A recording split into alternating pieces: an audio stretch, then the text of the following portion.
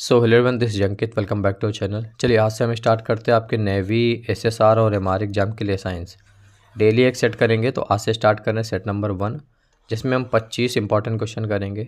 जो क्वेश्चन है उनका जो लैंग्वेज है हिंदी प्लस इंग्लिश रहेगा। आप किसी भी स्टेट को समझने में दिक्कत नहीं होगी। टारगेट 20 प्लस का है। आप एसएसआर के या फिर एमआर के कैंडिडेट्स हो, 20 प्लस टारगेट आपका इस वीडियो में। टेस्ट जो है इसका टेलीग्राम पे होगा। अभी आप इस वीडियो में 10 भी सही करते हो कोई दिक्कत नहीं है, लेकिन शाम को रात 9 बजे टेस्ट होगा हमारे टेलीग्राम चैनल पे। तो टेस्ट दीजिए, वहाँ पे 25 आउट ऑफ 25 सही करिए। टेलीग्राम का लिंक डिस्क्रिप्शन में मिल जाएगा, फिर टेलीग्राम पे सर्च करिए @AnkiSingh38, हमारा चैनल मिल जाएगा, ज्वाइन कर लीजिए। मान लीजिए ये वीडियो आप काफ़ी दिन बाद देख रहे हो, तो फिर टेस्ट कैसे लगाओगे? तो टेलीग्राम ज्वाइन करिए, इसके बाद आप ऊपर जाइए, स्क्रॉल करके ढूंढिए इस वीडियो को, जहाँ पे ये वीडियो टेलीग्राम पे मिल जाए उसी के नीचे आपको टेस्ट मिल जाएगा और उस टेस्ट को लगाइए। चलिए हम स्टार्ट करते हैं। फर्स्ट क्वेश्चन हमारा काफ़ी इंपॉर्टेंट क्वेश्चन है। टेटनस से शरीर का कौन सा अंग प्रभावित होता है? नेवी में पूछा गया है। Which part of the body is affected by tetanus? छोटी आंत, यकृत, तंत्रिका तंत्र, मेरुदंड। तो क्वेश्चन नंबर 1 का सभी लोग आंसर करेंगे। टेटनस से शरीर का कौन सा अंग प्रभावित होता है?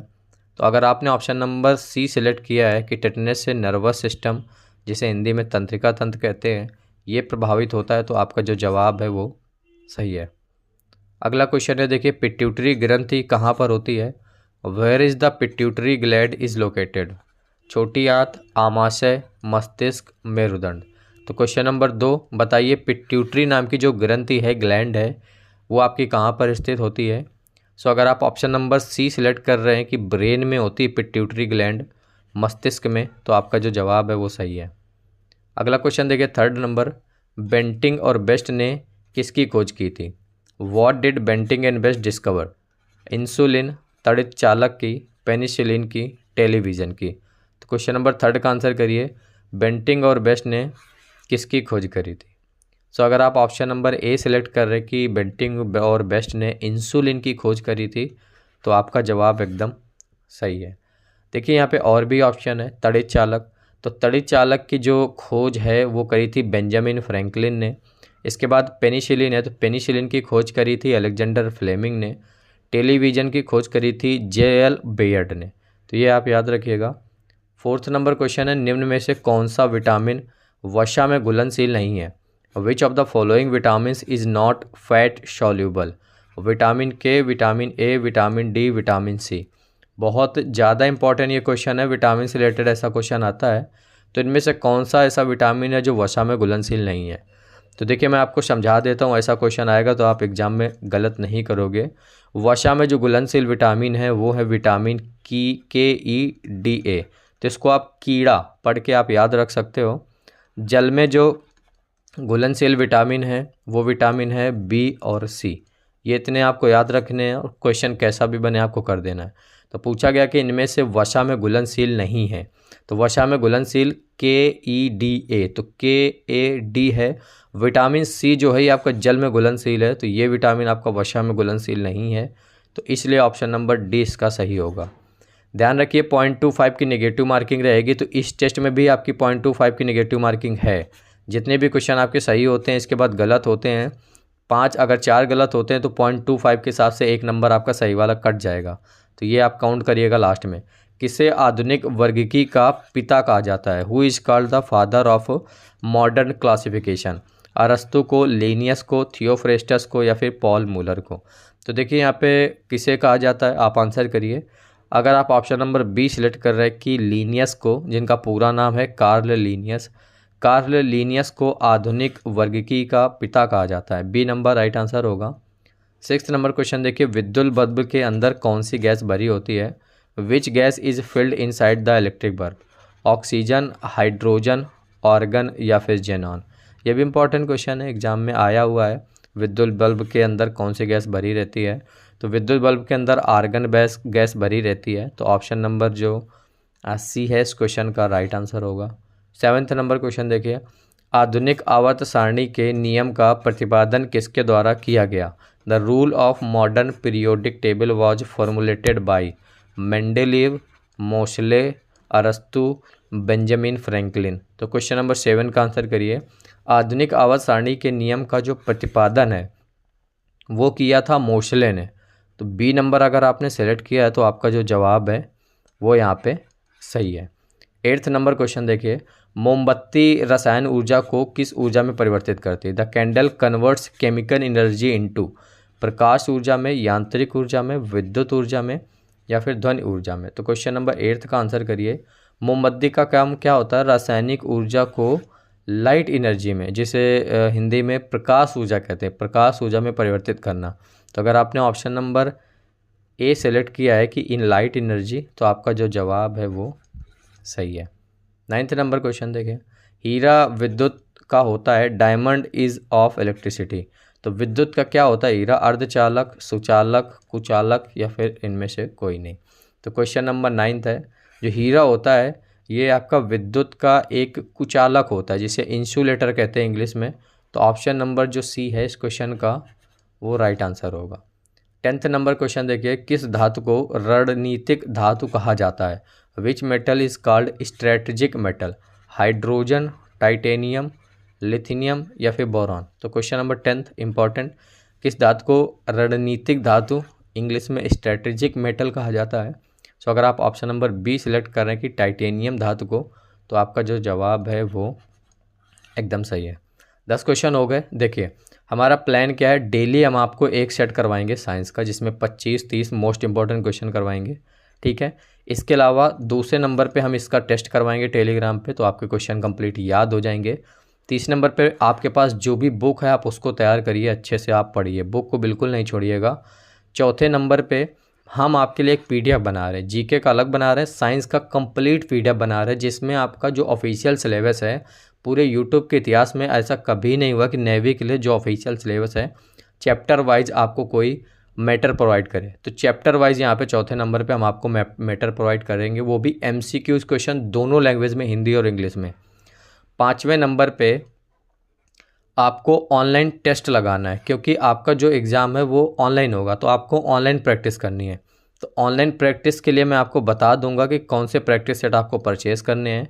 ये जो चौथे नंबर पे हमारी जो साइंस की पीडीएफ रहेगी, ऐसी पीडीएफ आज तक नहीं बनी है, और इसका प्राइस मैं मिनिमम 100 रुपये से ज़्यादा नहीं रखूँगा।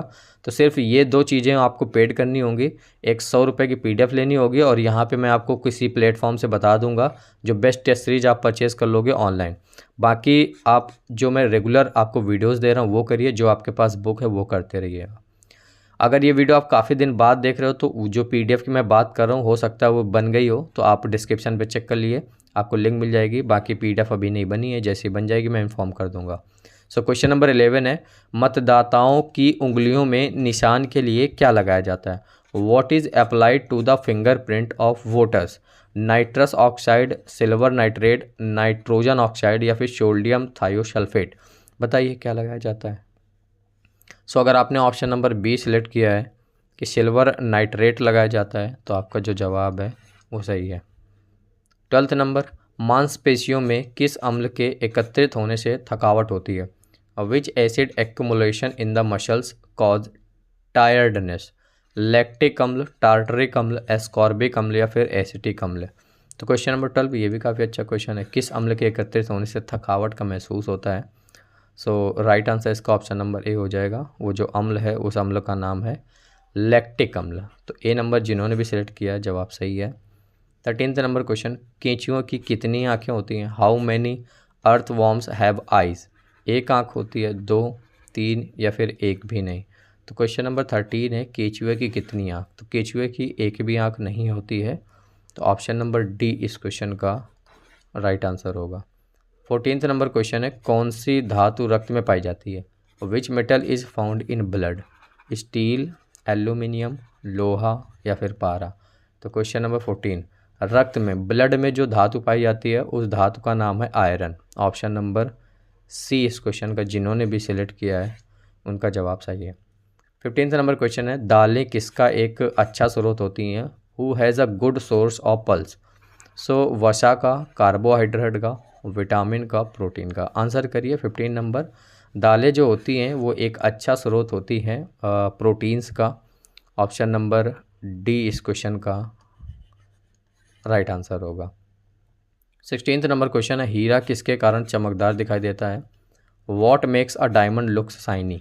अपवर्तन, परावर्तन, पूर्ण आंतरिक परावर्तन या फिर व्यतिकरण। तो ये क्वेश्चन पहले भी काफ़ी बार आया हुआ है। हीरा किसके कारण चमकदार दिखाई देता है? ये होता है आपका पूर्ण आंतरिक परावर्तन के कारण, जिसे इंग्लिश में टोटल इंटरनल रिफ्लेक्शन कहते हैं। सी नंबर इस क्वेश्चन का राइट आंसर होगा। 17th नंबर है, पृथ्वी पर सबसे अधिक पाए जाने वाले धातु तत्व कौन सा है?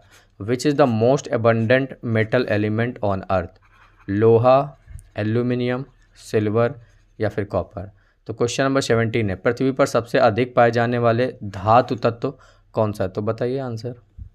सो अगर आप ऑप्शन नंबर बी सेलेक्ट कर रहे हैं कि एल्यूमिनियम है, हाँ, तो आपका जो जवाब है वो सही है। 18th नंबर, मोती मुख्य रूप से किस पदार्थ का बना होता है? Pearl is mainly made up of which metal? Phosphorus का, कैल्शियम कार्बन का, मैग्नीज का, सोडियम कार्बोनेट का। तो क्वेश्चन नंबर 18 बताइए किस पदार्थ का बना होता है मोती? तो मोती जो होता है आपका कैल्शियम कार्बोनेट का बना होता है। बी नंबर आपने सेलेक्ट किया तो सही है, बाकी गलत। 19th नंबर, कपड़े से जंग के धब्बे हटाने के लिए किसका प्रयोग किया जाता है? Which is use to remove rust spots from clothes? Oxalic अम्ल का, एस्कॉर्बिक अम्ल का, लैक्टिक अम्ल का या फिर एसिटिक अम्ल का। 19th का आंसर करिए। कपड़े से जो जंग के धब्बे हैं उनको हटाने के लिए जो यूज़ किया जाता है वो होता है ऑक्जेलिक अम्ल। ऑप्शन नंबर ए जिन्होंने भी सिलेक्ट किया उनका जवाब सही है। 20 नंबर क्वेश्चन है, विद्युत मोटर विद्युत ऊर्जा को किस में रूपांतरित करता है? Electric motor converts electric energy into प्रकाश ऊर्जा में, रासायनिक ऊर्जा में, यांत्रिक ऊर्जा में या फिर ध्वनि ऊर्जा में। तो 20 नंबर का आंसर करिए।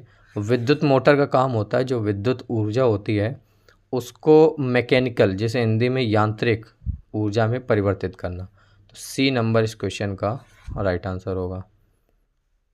फाइकोलॉजी के तहत विज्ञान की किस शाखा का अध्ययन किया जाता है? Which branch of science is studied under phycology? कवकों का, शैवालों का, प्रोटोजुआ का, जीवाणु का। ये क्वेश्चन एग्जाम में पहले भी आया हुआ है। फाइकोलॉजी के तहत विज्ञान की किस शाखा का अध्ययन किया जाता है? राइट आंसर इसका ऑप्शन नंबर बी हो जाएगा।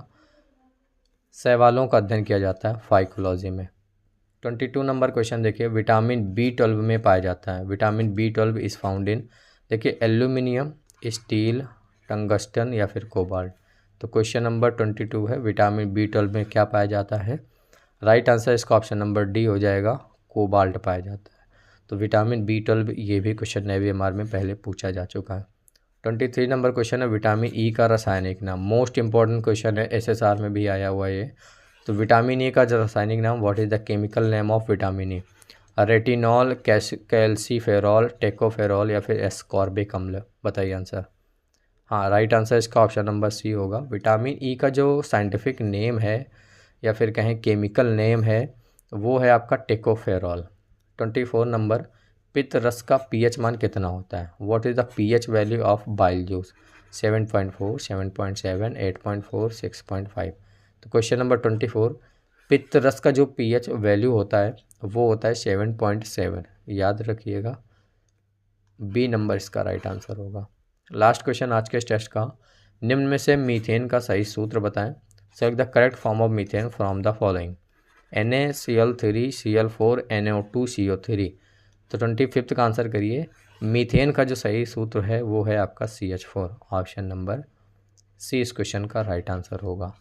तो ये थे 25 इंपॉर्टेंट क्वेश्चन सेट 1 में, और डेली हम सेट करेंगे लगभग इसी टाइम पे। 25 में से आपके कितने सही हुए? 0.25 की नेगेटिव मार्किंग थी। मान लीजिए आपने 24 क्वेश्चन अटेम्प्ट किए, एक छोड़ दिया, 24 में 20 आपके सही हुए, 4 क्वेश्चन आपके गलत हुए। तो 4 × 25 मतलब यहाँ पे 1 नंबर आपका कट जाएगा। तो आपका जो सही स्कोर है 19 आउट ऑफ 25 है। तो इस तरीके से कैलकुलेट करके आप कमेंट बॉक्स में बताइए। देखिए, डेली एक सेट आएगा, इसके अलावा आपके पास जो बुक है वो तैयार करिए। इसके अलावा इसी वीडियो का टेस्ट टेलीग्राम पे होगा, ज्वाइन कर लीजिए। इसके अलावा ऑनलाइन प्रैक्टिस सेट आपको करने हैं, वो मैं आपको बताऊंगा कौन से लगाने हैं। अब इसके अलावा एक फ़ाइनल PDF हम तैयार कर रहे हैं, वो PDF आप ले लोगे। सिर्फ इस PDF को पढ़ के आप सिलेक्शन ले लोगे, इस बार रिटर्न एग्जाम निकलेगा। तो PDF तैयार हो रही है, जैसे तैयार हो जाएगी मैं इन्फॉर्म कर दूंगा। अगर ये वीडियो काफ़ी दिन बाद देख रहे हो तो डिस्क्रिप्शन पे चेक करिए, ये जो PDF की मैं बात कर रहा हूँ उसका लिंक आपको मिल जाएगा। डाउनलोड कर लो PDF। उस PDF में आपको चैप्टर वाइज क्वेश्चन मिलेंगे प्लस 1500 और आपको मिक्स क्वेश्चन मिलेंगे, बस उतने तैयार कर लो। हर हाल में एक क्वेश्चन 2 क्वेश्चन बाहर से आ सकता है एग्जाम में, बाकी इसके अलावा सारा इसी PDF से आएगा। बाकी और कोई दिक्कत हो तो कमेंट बॉक्स में पूछ लेना। बाय।